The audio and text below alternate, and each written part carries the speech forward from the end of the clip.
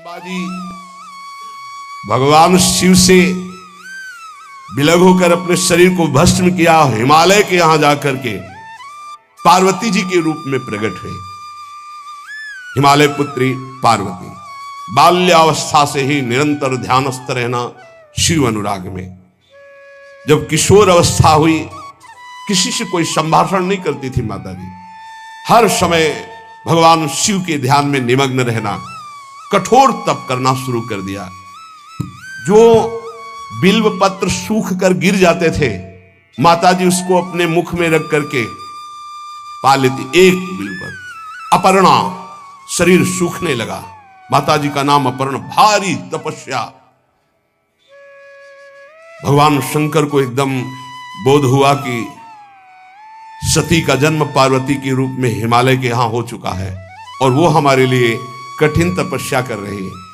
तो सप्त ऋषियों को बुलाया और उनसे कहा कि जाओ इनके प्रेम की परीक्षा लो। जानते हैं, सब कुछ जानते हुए भी ये होता है। जैसे लोग कहते हैं भगवान जानते हैं अपने भक्तों को, तो परीक्षा क्यों लेते हैं? तो पढ़ाया तो टीचर ने ही है, तो सालाना परीक्षा तो होगी ही कि तुम क्या पढ़े हो। ऐसे ही तुम्हारे प्रेम की परीक्षा होगी। तुम हरि को चाहते हो या हरि की रची हुई माया को? हरि की हुई रची हुई माया में आकर्षित हो गए तो 0 आ जाएगा। और हरि की तरफ देखते रहे, माया से बच गए तो नंबर आ जाएंगे। 100 के 100 आते हैं यहाँ, 98 96 नहीं आते। 2 ही चैप्टर हैं, हरि पसंद कर रहे हो या हरि की माया। हर भक्त के सामने आता है तो प्रायः लड्डू ही खाने को मिलता है। बचता वही है जो मामे वे प्रपद्यन्ते माया में ताम तरंति थे, केवल हरि। पार्वती पहि जाई तुम प्रेम परीक्षा लेहु, गिरिहि पेरि पठयहु भवन दूरी करहु संदेहु। हे सप्त ऋषियों, जाओ, हमारी आज्ञा है। पार्वती की प्रेम की परीक्षा लो, यदि पास हो जाए तो उनको तपस्या से निवृत्त करो। बोलो महादेव जी प्राप्त हो जाएंगे। जाओ भवन को चली जाओ, तपस्या की आवश्यकता नहीं।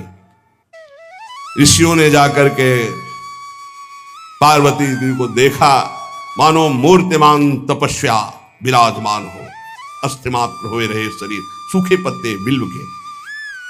मुनि बोले, हिमांचल नंदिनी, इतना कठोर क्या प्राप्त करना चाहती हो? किसकी आराधना कर रहे हो? तुम्हारा लक्ष्य क्या है?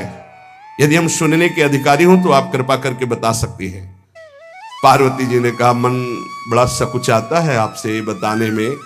आप लोग कहीं मेरी हंसी ना उड़ा दें जो मेरा लक्ष्य है।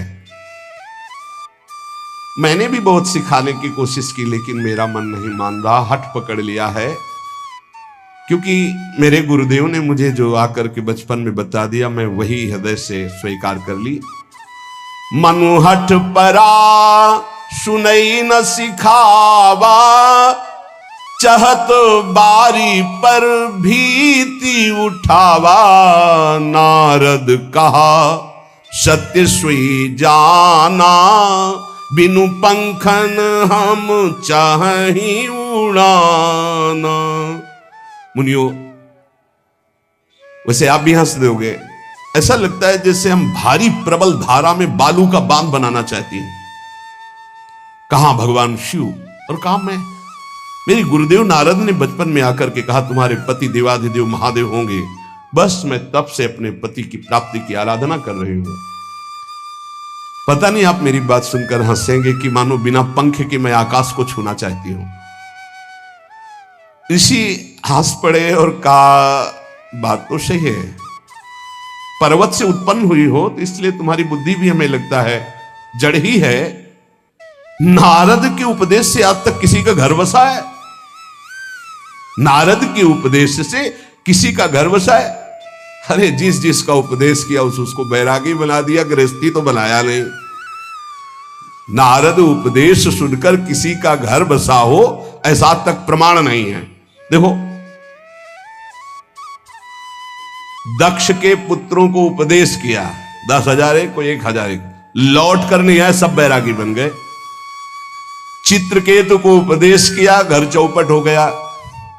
प्रहलाद जी को उपदेश किया, पूरा हिरण्यकश्यप का नाश हो गया। नारद सिख जे सुनहि नर नारी, अवसि होई तजी भवनु भिखारी। तुम्हारे गुरु नारद जी की जो सीख सुना बर्बाद हो गया, बाबा जी बन गया, भजना नंदी बन गया।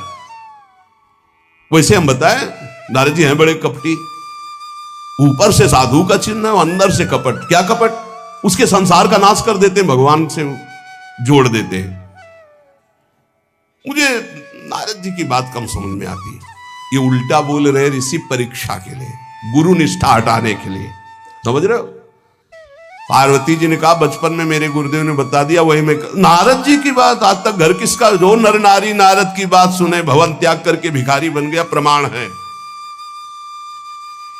उनके वचनों पर तुम विश्वास मान रही हो। महादेव जी को पति निर्गुण नीलाज कुबेश कपाली, अकुल अगेह दिगंबर ब्याली।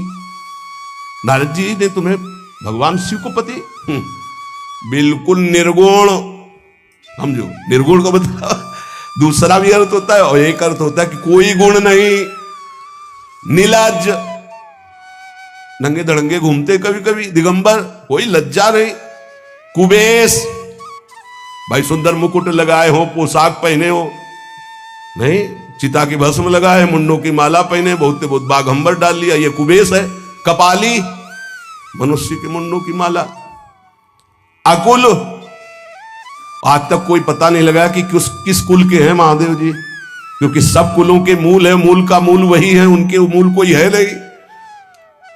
अगेह, एक दीवाल नहीं है, 60,000 योजन का एक बरगद का पेड़ है, उसी के नीचे रहते। 60,000 योजन, 1 योजन 4 कोस, 1 कोस 3 किलोमीटर। कितना बड़ा वटवृक्ष?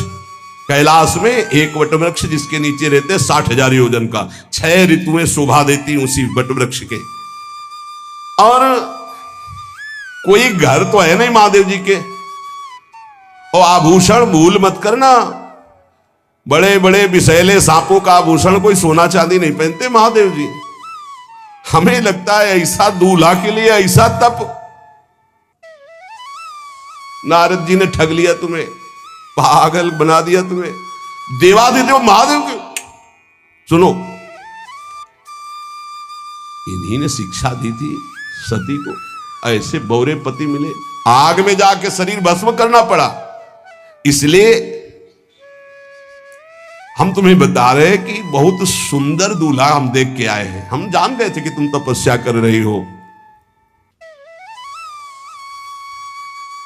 हरि का नाम सुना है? बैकुंठ में रहते हैं, बहुत सुंदर हरि है। यदि उनका आप वर्ण कर ले तो सुखी हो जाएंगे। बैकुंठ राजधानी, अब आभूषण उनके क्या कहना, पार्षद सही। ऐसे शिव जो चिता की राख लगाते हैं, सांपों की माला पहनते, मुंडों की माला, सांप का जनेऊ, बाघंबर, हमें तो पसंद नहीं आए। और हमारी बात मान लो, ऐसे के पास स्त्रियां टिक नहीं सकती जिनके घर नहीं, आभूषण नहीं, धन नहीं, कोई भोग सामग्री नहीं, उदासीन, उनको किसी से मतलब नहीं। तो सुनो, हमारा विचार स्वीकार कर लो। अति सुंदर सुचि सुखद सुशीला, गावहि वेद जासु जस लीला, असबर तुम्हें मिलावब आनी। बहुत सुंदर त्रिभुवनपति, बड़े सुशील गुणवान, जिनका यश वेद गाते गाते अघाते नहीं है, कोई दोष नहीं, सद्गुणों के समुद्र, लक्ष्मीपति, वैकुंठाधिपति। तुम्हें कुछ नहीं करना, हां बोलो, वो आएंगे, गरुड़ पे बैठाल के ले जाएंगे, तपस्या करने की जरूरत नहीं। पार्वती जी बहुत हंसी, सुनती भी हंसी कहा वचन भगवान। अच्छा अच्छा अच्छा, आपने ठीक कहा कि पर्वत से हमारा प्रादुर्भाव हुआ है, इसलिए आपको यह भी पता होगा कि पर्वत बहुत हठीला होता है, जहां डटा है वहीं डटा रह सकता है। सुनो, पर्वत से सोना भी उत्पन्न होता है जो आग में जलाने पर भी अपना तेज बढ़ाता है, घटाता नहीं। तुम मेरे गुरुदेव के प्रति ऐसा बोले कि वो जिसको उपदेश करते हुए उसका घर उजड़ जाता है। तो बसऊ भवन उजरो नहीं डरो, पर नारद बचन न मैं परिहरऊं। अपने गुरुदेव के एक भी शब्द को मैं नहीं काट सकती, चाहे मेरा जीवन रहे या ना रहे। बसन हमारा और हमारा भवन, हमारा श्रृंगार, हमारा सर्वस्व ये मिले या ना मिले, पर हमारे महादेव जी मुझे मिले। तुम आभूषणों की, वसन भूषण की बात कर रहे हो, ग्रह की बात कर रहे हो, पद की बात कर रहे हो। गुरु के बचन प्रतीति न जेहि, सपने हूं सुगम ना सुख सिद्धि तेहि। एक बात तुम्हें बता दूं सप्तऋषियों, जिसे अपने गुरुदेव के वचनों पर विश्वास नहीं, गुरुदेव का भरोसा नहीं, उसे कभी कोई सुख और सिद्धि कदा प्राप्त ही नहीं हो सकती। महादेव वो गुण भवन विष्णु सकल गुण धाम, जय कर मनोरम जाहि संते ही सन काम। आपने बताया कि महादेव में कोई गुण नहीं है और विष्णु समस्त सद्गुणों के धाम है। मैं मानती हूं, लेकिन मेरा मन महादेव जी से रम गया है। अब तो केवल महादेव जी। पहले मिलते हो, सलाह करते तो तुम्हारी बात सुनती, अब तो गुरुदेव नारद जी ने जो उपदेश किया वही मैं करूंगी। अब मैं जन्म संभुहित हारा,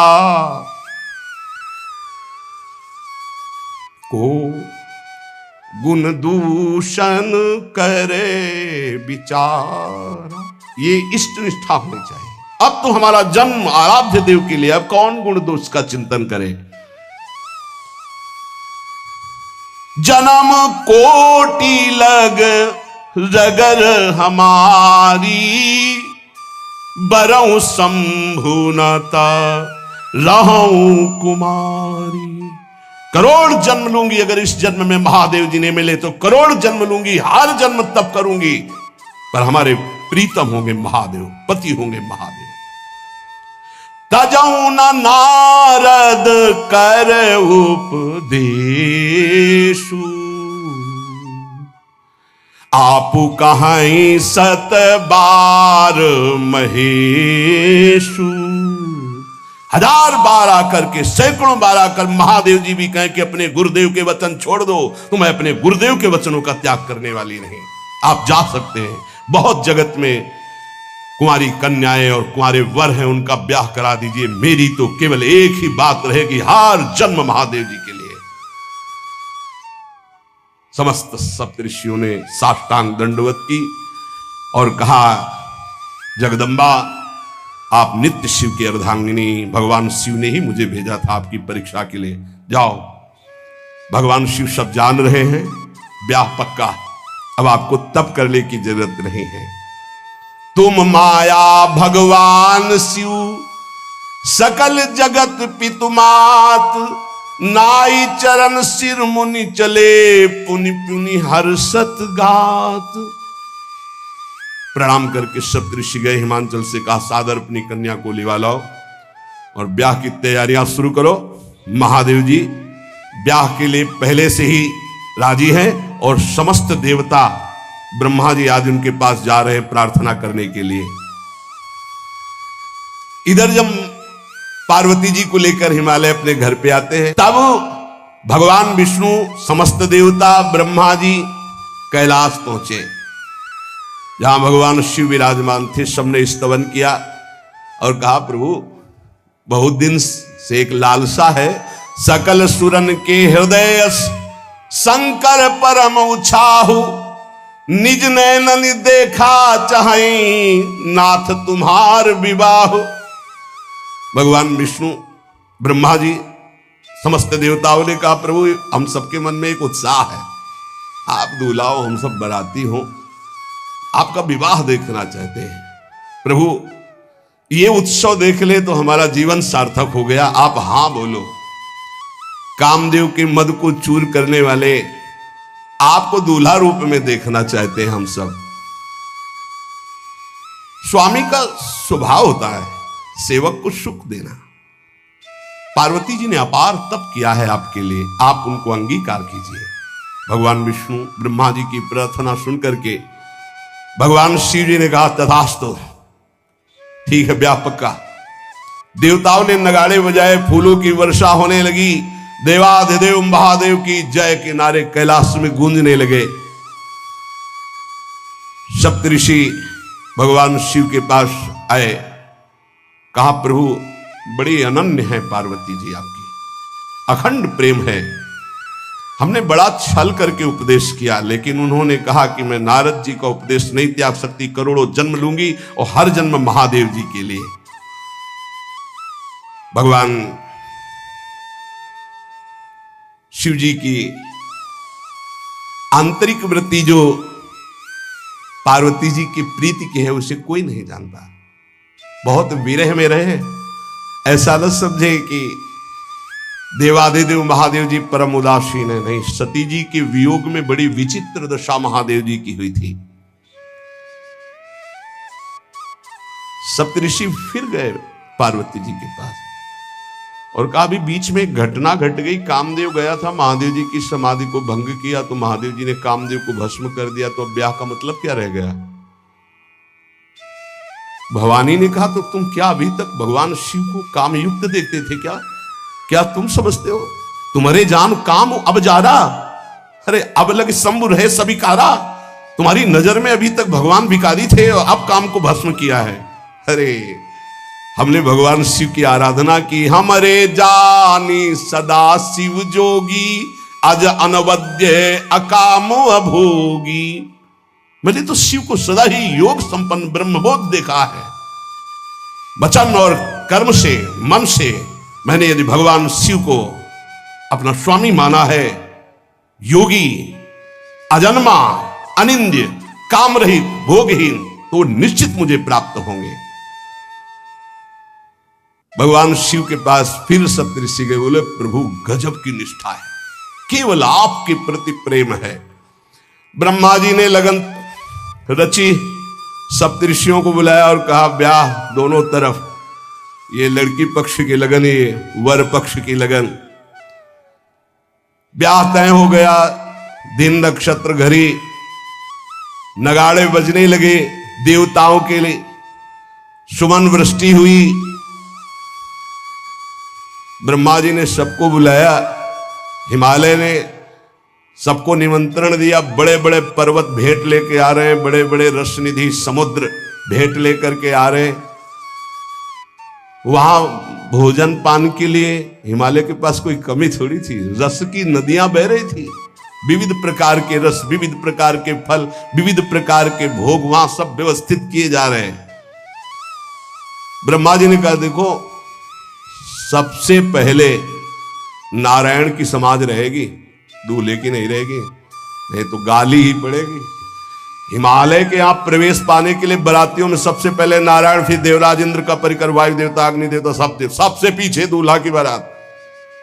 बात तय हो गई। ऐसे ऐसे सब लगे संवारन सकल सुर, वाहन विविध विमान, हो ही सगुन मंगल सुबद, करही अप्सरा गान। सब अपने अपने वैभव संपन्न सब तैयार हो रहे हैं। बोले महाराज दूल्हे को तैयार किया जाए। शिव ही शंभुगन करही सिंगारा, जटा मुकुट अहि मोर संवारा, कुंडल कंकन पहिरे ब्याला, तन विभूति पट के हरि छाला, शशि ललाट सुंदर सिर गंगा, नयन तीन उपवीत भुजंगा, गरल कंठ उर नर सिर माला, अशिव वेश शिव धाम कृपाला, कर त्रिशूल अरु डमरु विराजा, चले बसहा चढ़ी बाजही बाजा, देखी सी वही सूरत्रिय मुस्काही, बरलायक दुल्हनी जग नाही। दूल्हे की तैयारी हो रही भाई, चिता की भस्म, चिता की भस्म, जैसे पाउडर ले गए पहले चिता की भस्म लगाएंगे। अब जटाएं बांधी गई, जटा ऐसे त्रिभुवन का विनाश जब करना होता, जटा खोलकर जब तांडव करते हैं तो कोई नहीं बचता। जटाकटा संभ्रमं भ्रमण निलंप निर्झरी बिलोलवी चिवल्लरी विराजमान मूर्धनि धगत धगत धगत जो ललाट पट्ट पावके। तीसरा नेत्र मानव विश्व का विनाश करने के लिए उसे पटबंद किए हुए विशाल जटाएं। जटा का तो मुकुट सवाल आ गया, अब जटा बंद है काहे से? सांप, ये मुकुट सांप, और कुंडल करिया और भूरी भी थी। हाँ, सोने चांदी के लिए डंक मार दे तो बेहोश हो जाओ ऐसे। पहिरे ब्याला, बाजूबंद छोटे फण वाले, है कोई पनिहा कोई दुमहा ऐसे, और ऐसे जनेऊ वासुकी नाग, गले के माला भगवान का विभूत, ऐसा स्वरूप है। और शेर की छाल नीचे, शशि ललाट, द्वितीया का चंद्रमा, शशि ललाट, ये मुकुट द्वितीय का चंद्रमा, सुंदर सिर गंगा, भगवती गंगा, फवारे नहीं उठते जटा के बीच से गंगा जी। नयन 3, माथे वाला बंद है, 2 खुले हैं। उपवीत भुजंगा, जनेऊ वासुकी नाग, गरल कंठ, नीलकंठ विष यहां रोके हुए, और मुंडों की माला, हाथ में त्रिशूल, डमरू बंधा हुआ, नंदिकेश्वर पे सवार।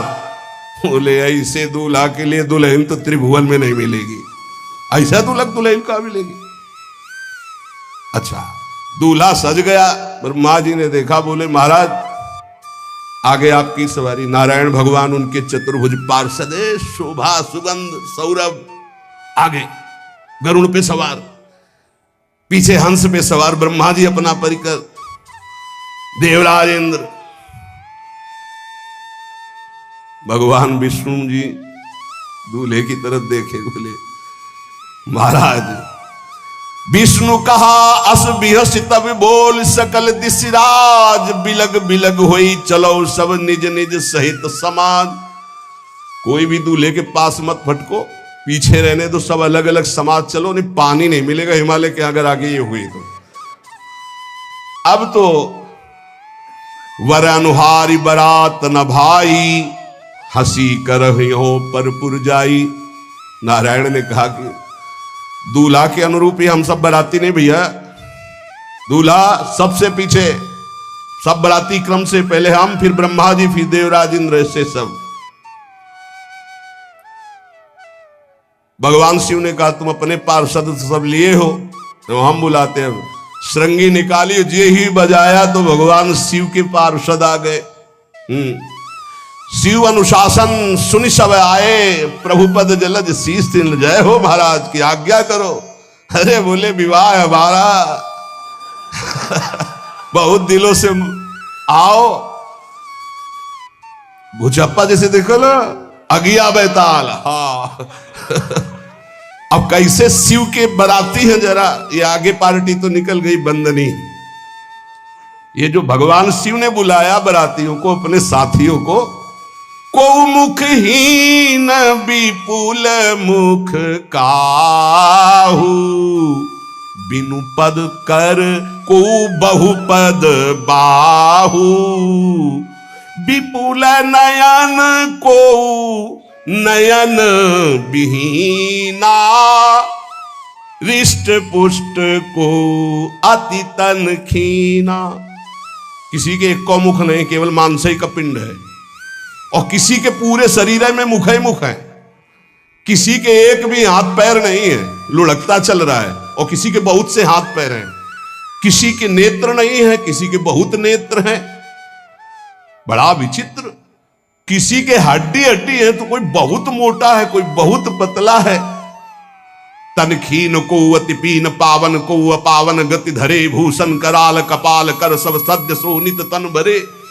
खरस्वान सुमर सुकाल, मुख गण भेष अगणित को गने, बहुजिनस प्रेत पिशाच जोगी, जमात वर्णत नहीं बने। पिशाचिनी खून लपेटे नाच रहे, भगवान शिव का विवाह। और भूत और किसी के सुअर के मुंह, किसी के कुत्ता के मुंह, किसी के गधा के मुंह। बड़ा विचित्र भेष भगवान के शिव के पास। नाचहि गावे गीत, कौन अप्सरा गंधर्व नहीं, परम तरंगी भूत हो, ऐसे बच रहा है। ये गान हो रहा, हड्डी हड्डी है भूत की। भगवान शिव के सामने नाच रहा है, गा रहा। कैसा शोभा होगी। खून लपेटे पिशाचनी, अगिया बैताल, रोड लाइट, अगिया बैताल, भगवान शिव की बरात। भूत प्रेत बड़े मौजियल, स्वामी का विवाह हो रहा है, खूब छिलक कर नाच रहे, देख ले तो मूर्छा आ जाए। अब बनी है बारात, तो जस दूल्हा तस बनी बराता। बाजा कौन बाज रहे हैं? कोई गाल बजा रहा है, कोई मुंह बजा रहा है, वो बैंड थोड़ी बज रहे, कोई चीख रहा है। तो जैसे अलग अलग नहीं, तुरही बज रही, ये बज, वहां कोई बाजे नहीं, सब भूत है। भूत प्रेत पिशाचिनी ऐसे स्वर निकल रहे हैं। अब भगवान शिव चले नंदिके पर सवार होकर, जस दूल्हा तस बनी बराता। हिमालय बड़े उत्सव में है।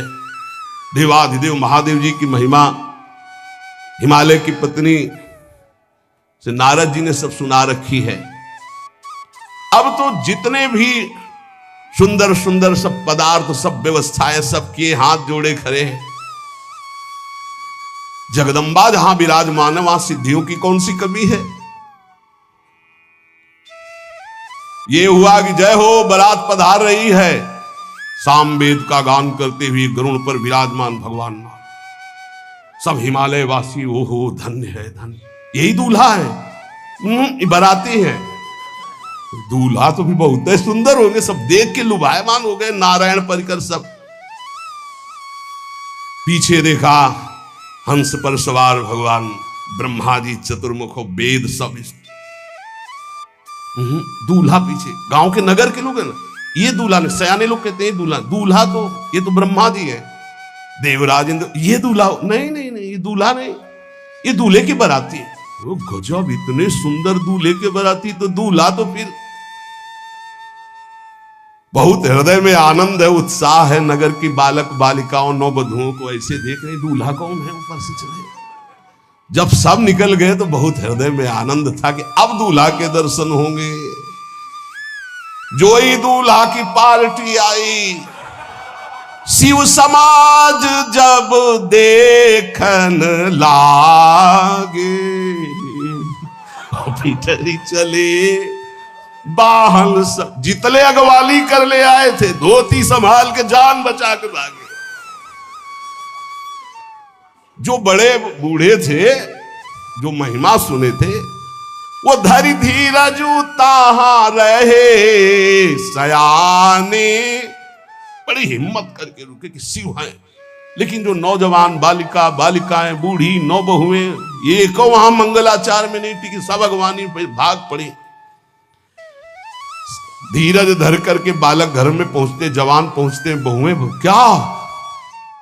क्या बात है, तुम लोग भयभीत क्यों हो गए? कोई घटना घटी क्या ब्याह में? कहीं काह कही जाई न बाता, ये जमकर धार की धो बरियाता। बारात है, यमराज की पूरी सेना आ गई भैया। दूल्हा देखा कैसा, बोले बरु बौराह बसह असवारा, ब्याल कपाल विभूषण छारा। देखा है दूल्हा, बरु बौराह, बावरा है। क्यों?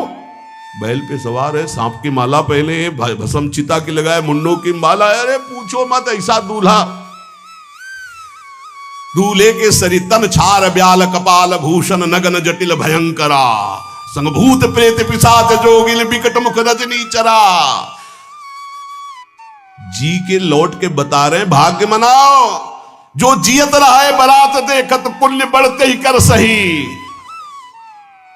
जिंदा लौट आए बड़े पुण्य समझो, जो बरात देख ले और जिंदा रह जाए बड़े भाग्य तिनके। देखी सोमा विवाह घर घर बात सब लड़िकन। सबने कहा कि अगर दूल्हा को बराती को देख के जिंदा रह जाए तो विवाह देख पावेगा, मतलब जिंदा नहीं रहेगा। जो बड़े बुजुर्ग थे वो समझा रहे, देखो भगवान शिव हैं, ये उनकी समाज है। सबको वास दिलाया गया। अब आरती करने के लिए, सुमंगल गाने के लिए नवीन नवीन स्त्रियां पार्वती जी की माता के साथ आ रही। मैना सोने की थाल है, बड़ा आनंद है दूल्हा का प्रथम दर्शन। और आरती लेके जे भी देखा दूल्हा को, यही दूल्हा है। हाँ, भारी रोष पैदा हुआ कि नारद जी ने बर्बाद कर दिया हमारा घर। हमारी बिटिया सूखे पत्ते खा के इसके लिए भजन करती रही।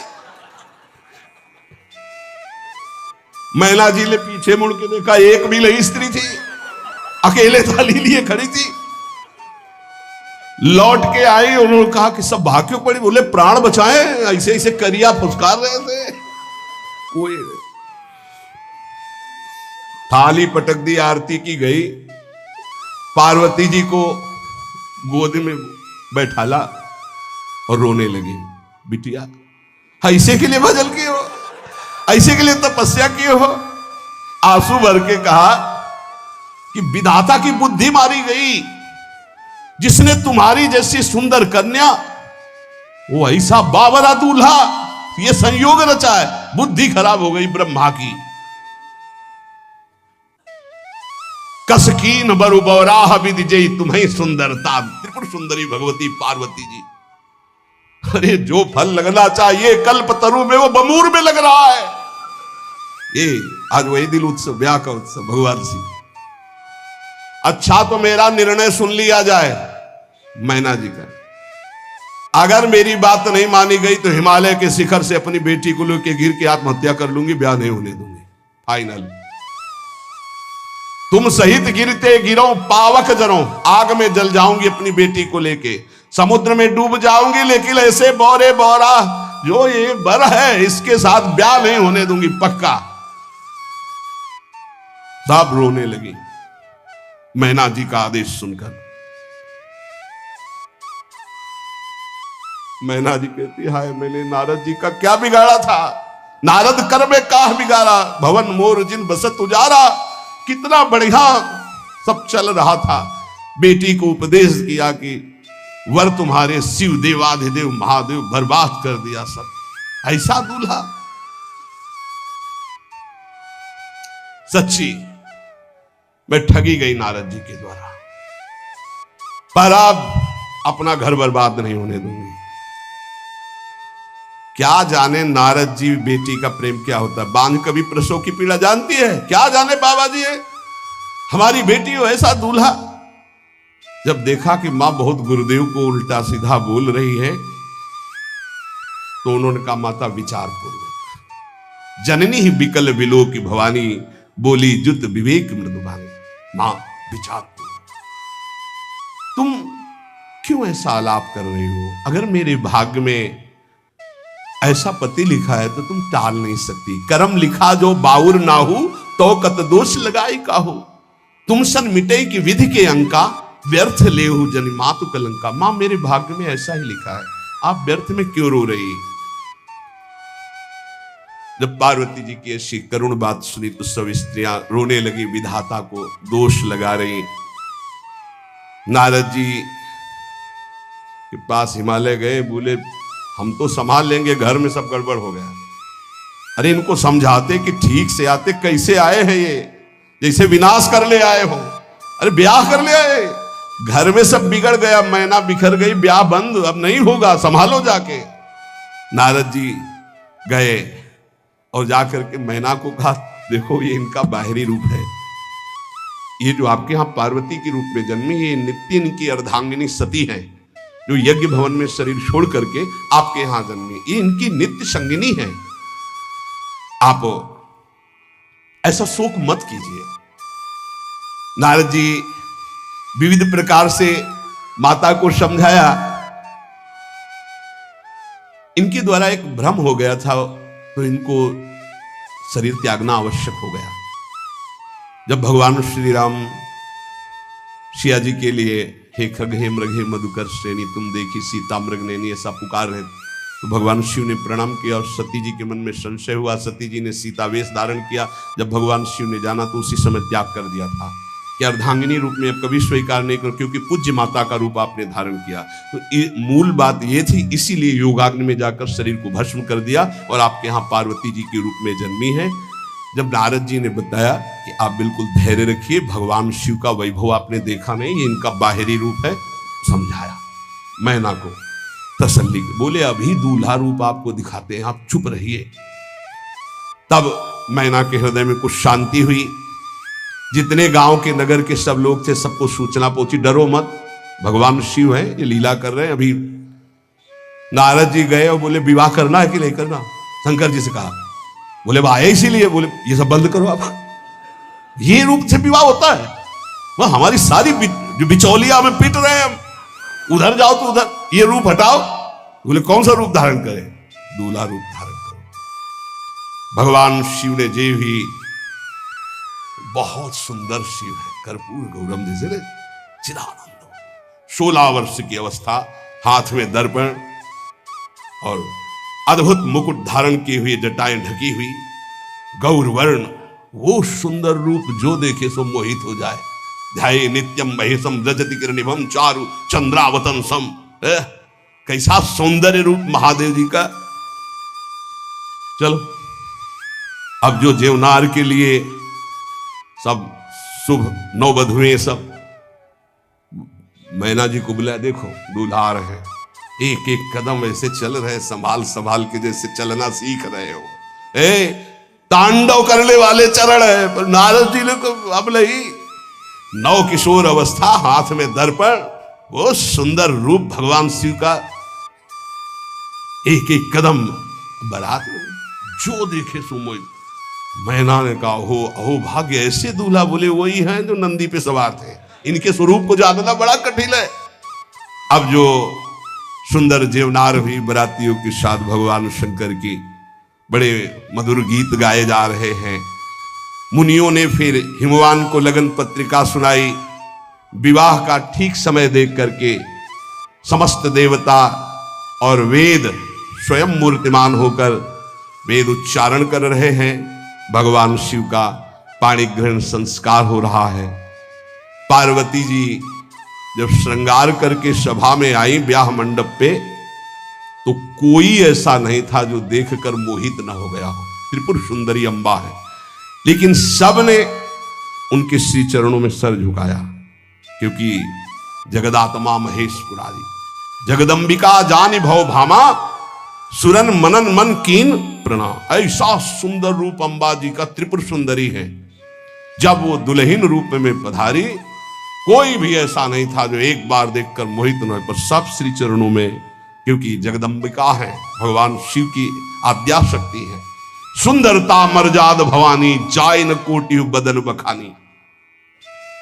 करोड़ों मुखों से यदि वर्णन हो तो इस समय जो पार्वती जी का सुंदर रूप है, नव किशोरी और दुल्हन रूप, पार्श्व में बैठे अत्यंत सुकुमार, कपूर और चांदी की तरह गौरवर्ण, एकदम तेजोमय, विशाल नेत्र, स्वर्ण आदि के आभूषण, कहीं कोई एक बिच्छू सर्प कुछ नहीं, बिल्कुल नव किशोर राजकुमार स्वरूप भगवान शिव पार्वती का मन रूपी भौरा शिव जी के रूप को देखकर लुभायमान हो रहा है।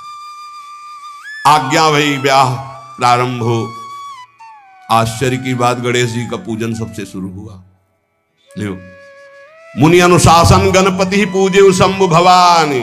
गणानान्त्वा गणपति हवामहे प्रियानान्त्वा प्रिय। लियो बोले गणेश जी पार्वती जी के मतलब पुत्र का भावातल कि वो जो उट्टल लगा रही थी उसी से ये आदि गणेश है, ये आद्य गणेश है। जैसे आदि ब्रह्म, जैसे आदि ब्रह्म स्वरूप ये गणेश है। भगवान शिव और पार्वती जी ने प्रथम गणपति पूजन किया। मुनि अनुशासन गणपति ही पूजे शंभु भवानी, को सुनि संशय करे जनी। ये अनादि जी जान, कोई संशय मत करना कि ये वो पुत्र है जो पार्वती जी से प्रकट हुए। बोले नहीं, ये अनादि गणपति का पूजन हो रहा है जो ब्रह्म गणपति है। जस विवाह कै विधि श्रुति गाई, महामुनिन सो सब करवाई।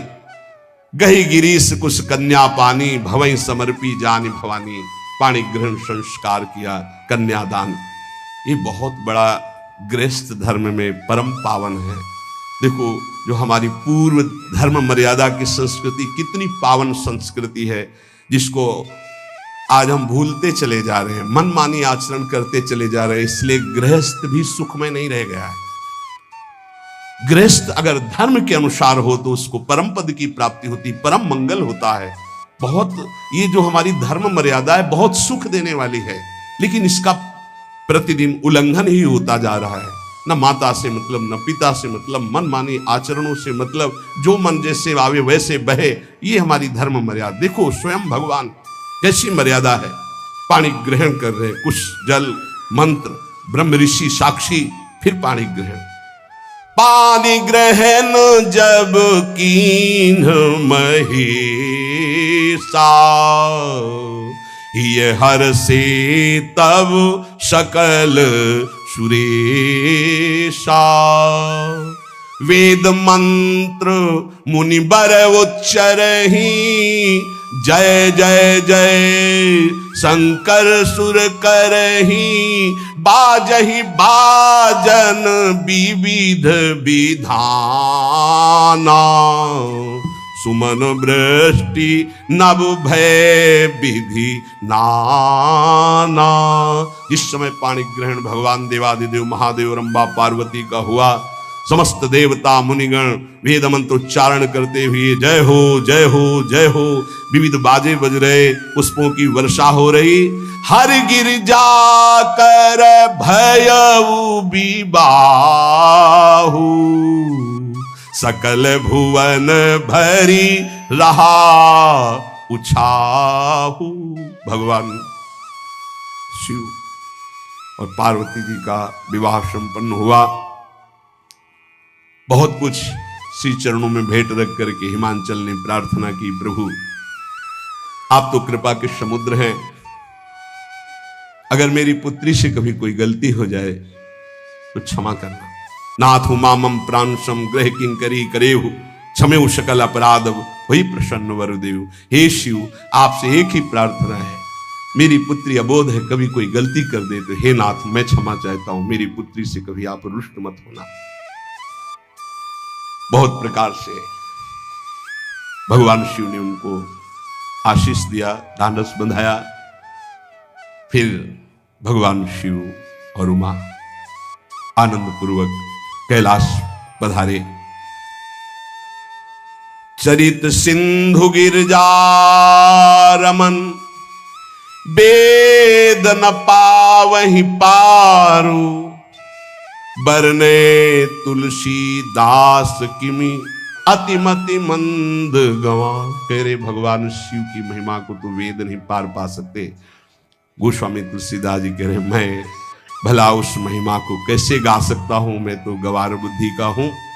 भगवान शिव और माता पार्वती जी आज भी अब भी कैलाश में विराजमान है। हर गिरजा विहार नित नयऊ, यही विधि विपुल काल चली गई। भगवान शिव और पार्वती का जो मंगल में विवाह सुनेगा, भगवान के चरणों में प्रीति, समस्त पापों का नाश होकर हृदय की निर्मलता, हरिहर में प्रीति निश्चित प्राप्त होती है। क्योंकि ये परम वैष्णवाचार, परम बोध संपन्न जगत गुरु भगवान शिव की लीला हृदय के अहंकार को मिटाती है। ये अहंकार के अधिष्ठात्र देवता है भगवान शिव, और जब तक अहंकार रहता है तो हरि के चरणों में या प्रियाजू के चरणों में प्रीति नहीं होती। सुनहु राम कर सहज स्वभाव, जन अभिमान न राखे काहू। तो भगवान शिव जिस पर